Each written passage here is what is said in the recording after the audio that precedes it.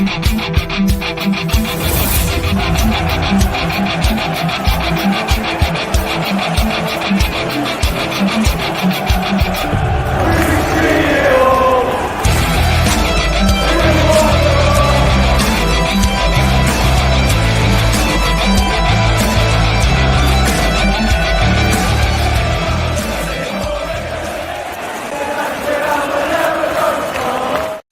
morning. This is the morning brew, the 12 hours later after trying to count sheeps, last night. As many others, I only came to 6. I didn't dare to come to 7. We're talking about, of course, that humiliating defeat with 7-0. Done and dusted. It's been done, right? And I'm absolutely gutted like everyone else in this fan base. We did not expect this to happen. And Lady Fortuna was not on our side. This is Mick Ruby with my 12 hours realistic rant. Basically, I need to sleep on it. I need to digest the feelings, but I never let, my emotions clog my sun judgment and my opinions like we seen yesterday. Like, the overall meltdown in the fan base, and the knives come out from the cupboard and sharpen and getting stabbed. We've seen, fellow Reds attacking each other. We've seen the player FC agenda coming out from the closet again, and attacking certain individual players. Sit down, relax, take a deep breath. It's only 3 points. We lost 3 points, and that is it. But it's the matter of who we lost the 3 points. And of course, I get it. The Scousers are the biggest rivals ever, the biggest derby, and to actually go to Anfield and lose with 7-0, 7-0 hurts.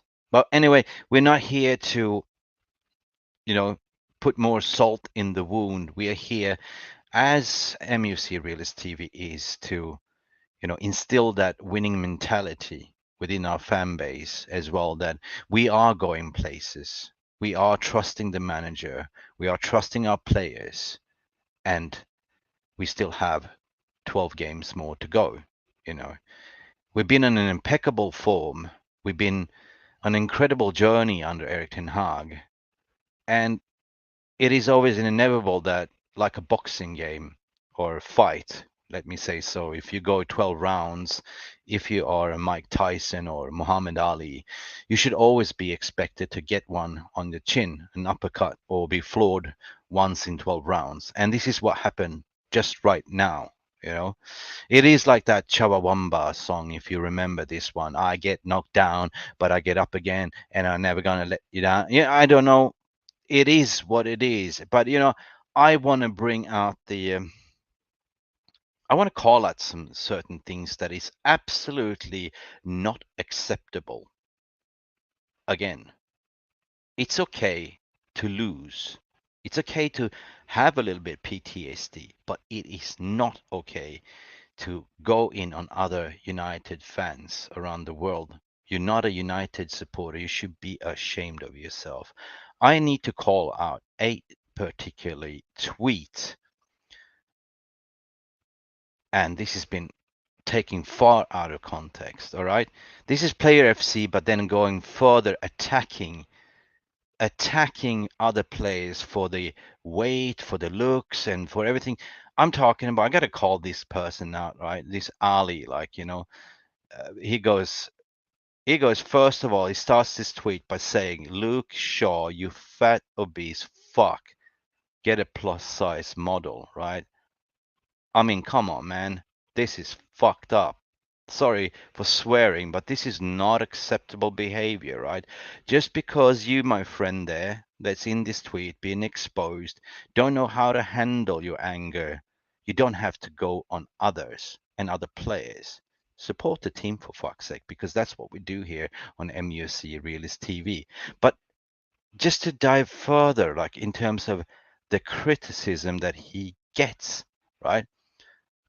It is just hello. Yep, there we go. People are absolutely doing the right thing by defending the players to say Christopher Aiton says, well, get on, well on. But you know what? It's a clown show. I gotta call you out, man. I gotta call you out. But when you actually go in on one of my good friends as well, that is coming on our stream to say, of course you're defending him. Look at yourself, hit the gym. You met neck. Inte bedanla. I tell you what, shame on you, shame on everyone for even going that way to attack. That is a punch below the waistline. Ali, you should be ashamed of yourself. I'm calling you out. You know, you should please apologize for the entire fan base. You absolutely pissed off the wrong person this morning. Right? Enough is enough that we actually lost the humiliation. But if you cannot handle your anger, don't put your anger on other Reds. We are here for the team. We're here to back the manager. And where have you been? Where have you been? Where have the player FC been as well?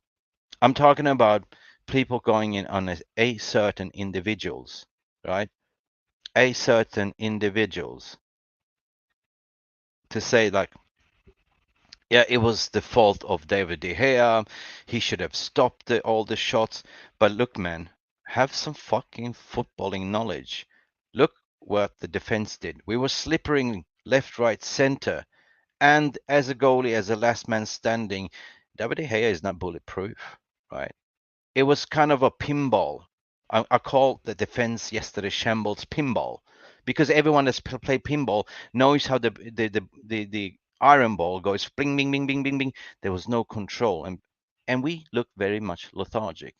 Then Luke Shaw, yeah, I get it. You got to criticize the team when it's not performing, but collectively speaking, you cannot go on individuals.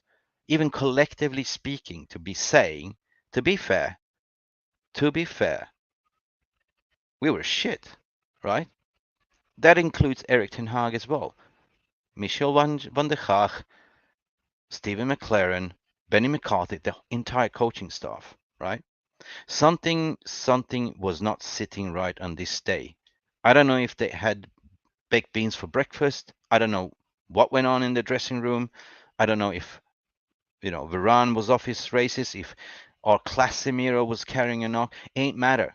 It's the overall application. And I promise you, and seeing that post interview from Eric Ten Hag saying that he was very, very disappointing. It was almost criminal, and how that players down tooled and hang their head down, right? He said the first half, and I agree with him, the first half we were in control. We had chances. They had one shot on target and that went in. But the second half, to be fair, to concede that goal in 47th minute, I think 2 minutes after the kickoff, where was this defense? Our rock solid defense, a partnership. We are lethargic. We were gone. We were complacent.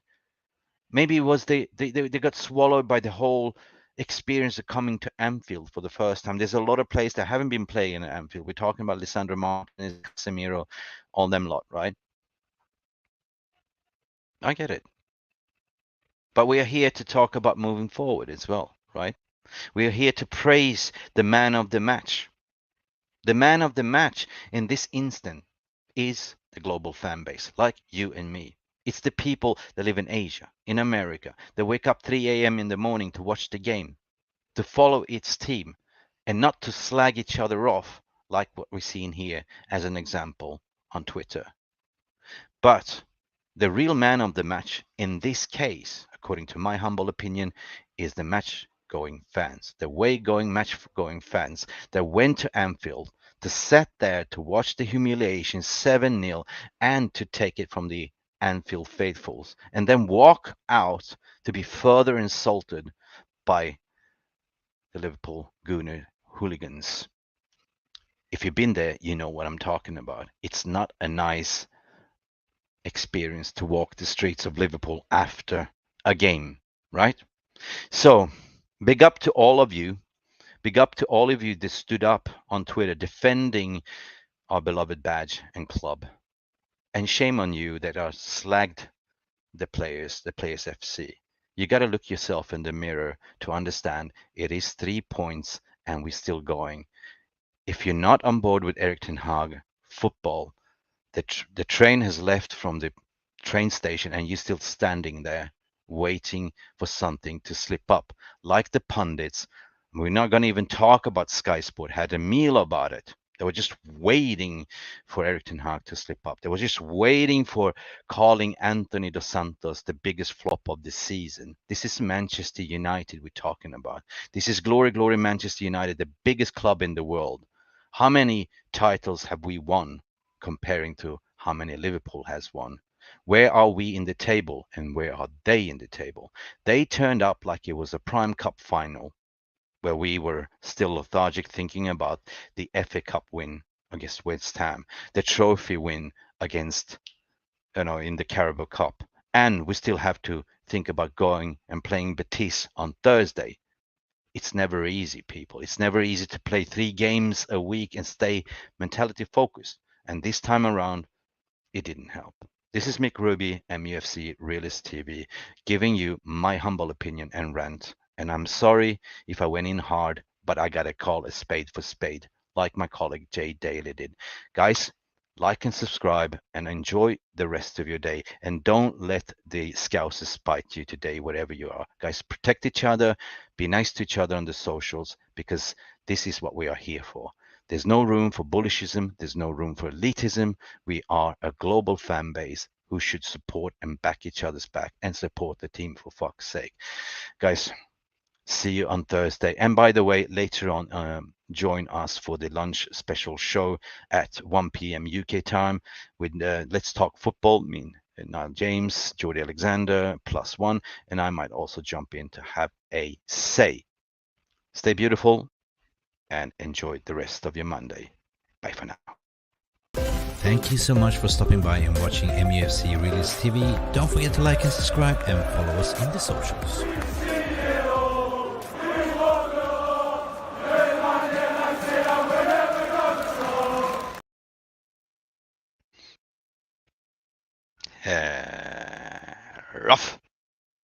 Rough. I'm angry.